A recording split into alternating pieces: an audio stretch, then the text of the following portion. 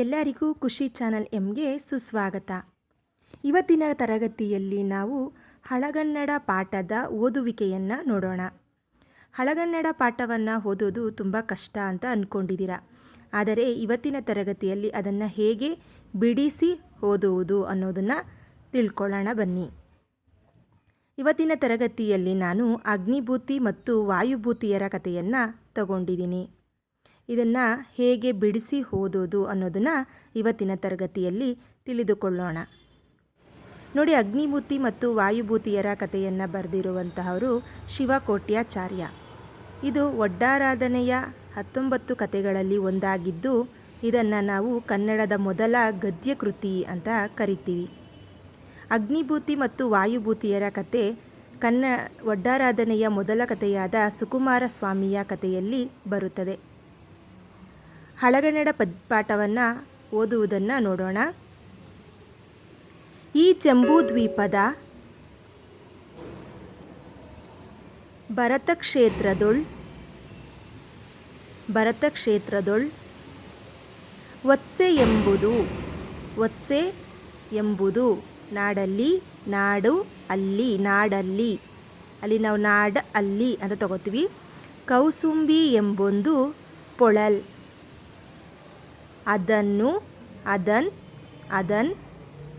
ಆಳ್ವ, ನಕಿಳಿ ನಾ ಇದೆ, ಅಲ್ಲಿ ನಾವು ಅದನ್ನು ತಗೋತೀವಿ, ಅಲ್ಲಿ ಆಳ್ವ, ಆಳುವವನು ಅಂತ. ಆಳ್ವ ಅಂದರೆ ಆಳುವವನು. ಅತಿಬಳನ್, ಆಳುವವನ್, ನಾವಲ್ಲಿ ಆಳುವವನ್ ಅಂತ ತಗೋಬೇಕು.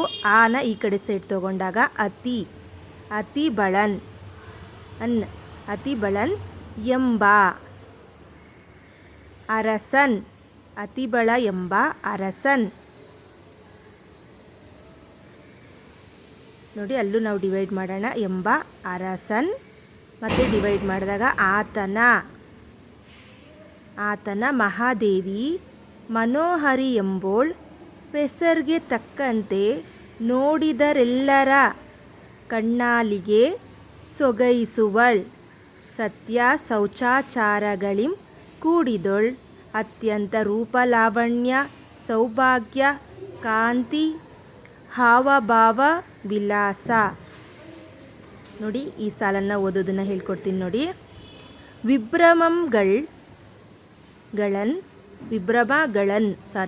ವಿಭ್ರಮಗಳನ್ ನೋಡಿ, ನೋ ಬಂದಿದೆ, ಓ ಮಾಡ್ಕೊಳ್ಳೋಣ. ಒಡೆಯಳ್. ಅಂತವರ್ಗಳ್ ಅಲ್ಲಿ ಲೀ ಇದೆ, ಇಳ್ ಅಂತ ಮಾಡಿಕೊಂಡು ನಾವು ಈಯನ್ನು ಈ ಕಡೆ ಸೈಡ್ ತಗೊಳ್ಳೋಣ. ಅಂತವರ್ಗಳ್. ಇಷ್ಟ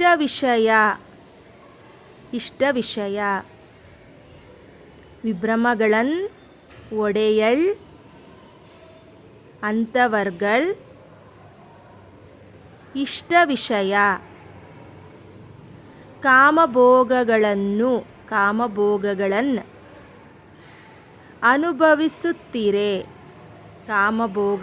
ಅನುಭವಿಸುತ್ತೀರೆ. ಮತ್ತು ಅಲ್ಲಿ ತಗೊಳ್ಳೋಣ. ಮತ್ತು ಅಕಿಳಿ ಇರೋದ್ರಿಂದ ಅರಸನ ಮಂತ್ರಿ ಸೋಮಶರ್ಮ ಎಂಬೋನ್ ಆತನ, ನೋಡಿ, ಸೋಮಶರ್ಮ ಎಂಬೋನ್ ಆತನ ಭಾರ್ಯೆ ಅಂದರೆ ಹೆಂಡತಿ ಕಶ್ಯಪಿ ಎಂಬೋಳ್ ಇವರ್ಗಂ ಇವರ ಮಕ್ಕಳು ಅಗ್ನಿಭೂತಿ ವಾಯುಭೂತಿ ಎಂಬುವವರು. ಅಗ್ನಿಭೂತಿ ವಾಯುಭೂತಿಯನ್ ಎಂಬವರ್ಗಳ್ ತಾಯಿ ತಂದೆವಿರ ಕೇಳ್ಪಿಯಂ ಗೈಯದ ವೇದಂ ಮೊದಲಾಗೊಡೆಯ ಶಾಸ್ತ್ರಗಳನ್ ಓದದೆ. ನೋಡಿ, ಅಲ್ಲಿ ನೋ ದೀರ್ಘ ಇರೋದ್ರಿಂದ ನಾವು ಓ ತಗೊಳ್ಳೋಣ. ಓದದೆ ತಂದೆ ಪಡೆದ ಕಸವರವಂ ಬಿಯಂ ಗೇಯುತುಂ ಸಪ್ತವ್ಯಸನ ಅಭಿಭೂತರಾಗಿ